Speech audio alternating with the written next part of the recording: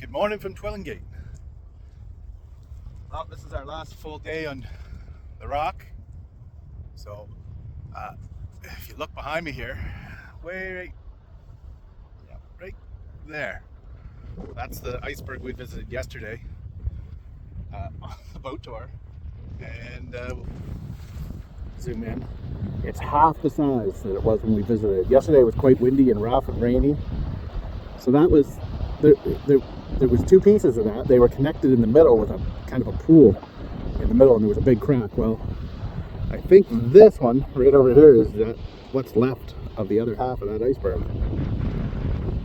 So she went bye-bye. And this one over here as well. This is the one, if you look at my pictures when I post them on the boat tour, it has a little bit of a dirty side. Yeah, I said it has a bit of a dirty side. It's a little smaller as well. It's not quite as tall. So yeah, very cool. There was also one way out there that I don't see anymore, out behind that island. That was a big one, but we couldn't get to it because the water was so rough yesterday. But yeah, pretty cool, man. What a spot. I can't believe we missed this the other day. My last day here.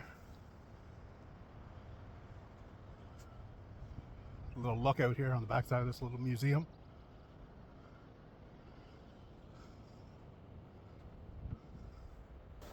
Another shot of that iceberg that's gone, half of it. So if you see the little flat side on the right hand side, that was all one iceberg, and it was connected by the thin spot in the middle. Well, the other half of it is gone. Gone. And like I said, pretty sure that's the other half. But it had a 50-foot peak coming up off it as well.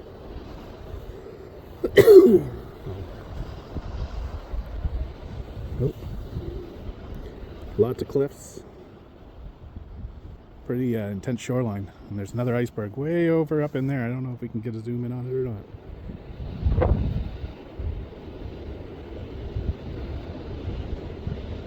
Yeah, there it is. Sorry, camera's a little jumpy. Stabilizer is not with me today. But what a spot. What a beauty of a spot. Wow.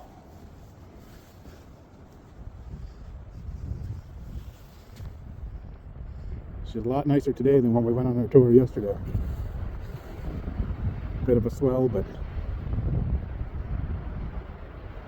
not choppy like yesterday.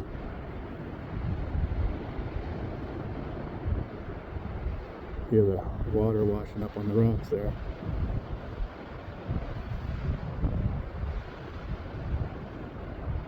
I think a big chunk just fell off the left side of that iceberg just now. I'm pretty sure. I was looking down, I looked up and I seen a big splash. Yeah, they told us yesterday that that iceberg didn't have much time left. And it sure didn't. At least half of it didn't. And if you look in front of it here, I don't know if I can get on it, you can see what looks like remnants of ice. Probably broken off where it's been shedding some of its layers of ice.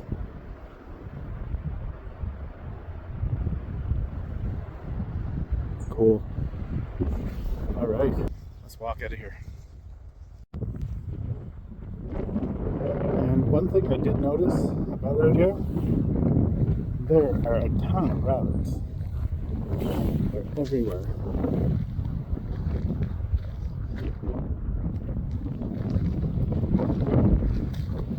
Just chewing this up.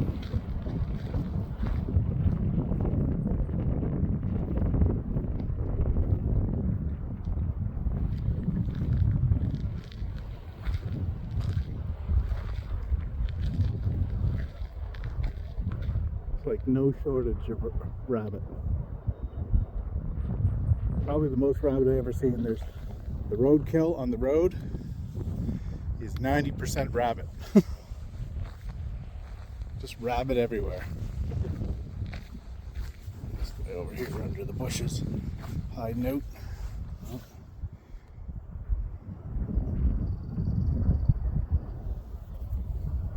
Never seen so many rabbit.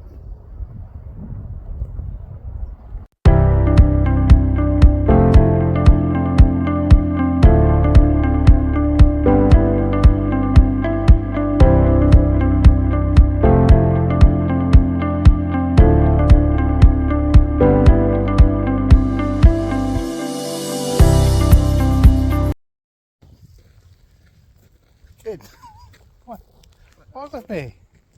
Come up here. Where are we going, Caden? To a lighthouse. Do we know much about this lighthouse? It's very special. It's the last granite lighthouse in Canada. And it's a bit of a hike out to it. We're about halfway.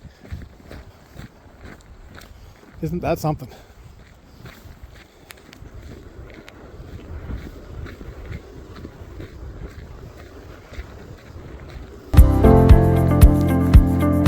Rose Blanche Lighthouse.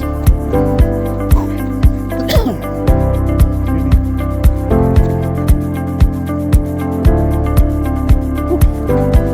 Oh yeah, 2 kilometers. Right.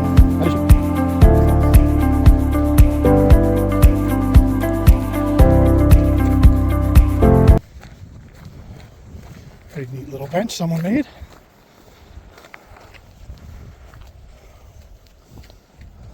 Cool.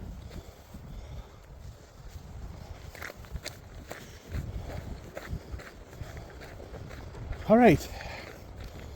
On January 23rd, 1925, a fierce winter gale swept through the southwest coast of Nova Scotia. When the storm abated, the toll of the sea was counted. 13 schooners and 16 crewmen were missing. It has been referred to ever since as the Southwest Coast disaster. The crew of the Dorothy Edwards were among the lucky ones. I gotta catch my breath. They were returning home to Harbour Lacou from the Rose Blanche fishing banks when the storm hit. They were unable to get into port because of engine problems, high seas and heavy winds. So they rode out the storm. However, the anchor cable got tangled around Captain Robert Edwards' leg. To prevent the schooner drifting into winging rocks, Edward Parson, who resided on the neck, saw the pending disaster of the Dorothy Edwards and her crew. Raising the alarm, he summoned his neighbors, who helped him tie salmon moorings together to make a lifeline. The line was then attached to a small boat, which the wind carried out to the schooner. The crew climbed into the small craft with the help of the men on shore, pulled themselves to safety. They were taken into homes, given dry clothes, and made warm. Later, they walked the 2-kilometer overland to Harbour Lacou, where the anxious families were waiting and worrying. Nice little story.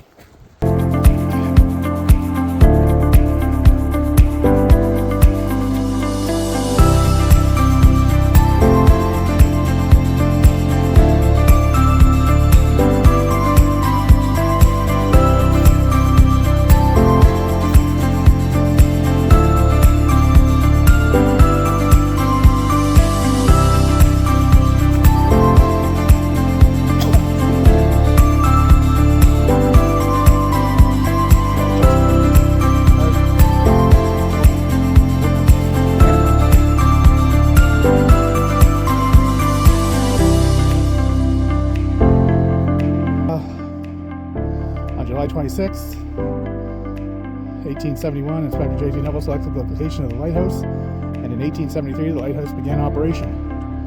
So 1873, he's over 150 years old. Wow. Right.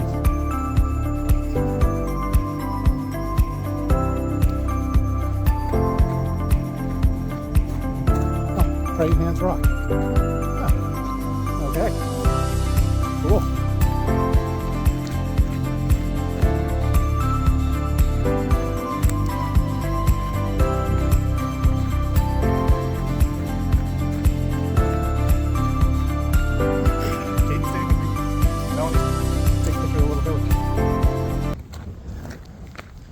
I know someone who would like this, but she may have even been here. Donna. Donna's Road Trips. Have you been to this lighthouse? The last one in Canada. So, wishing well.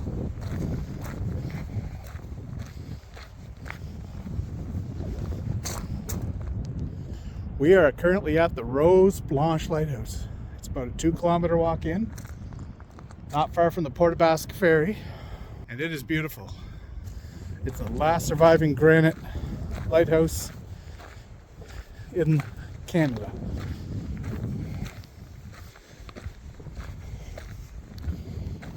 Kind of neat. You can see the old blocks that have been drilled laying all over the place.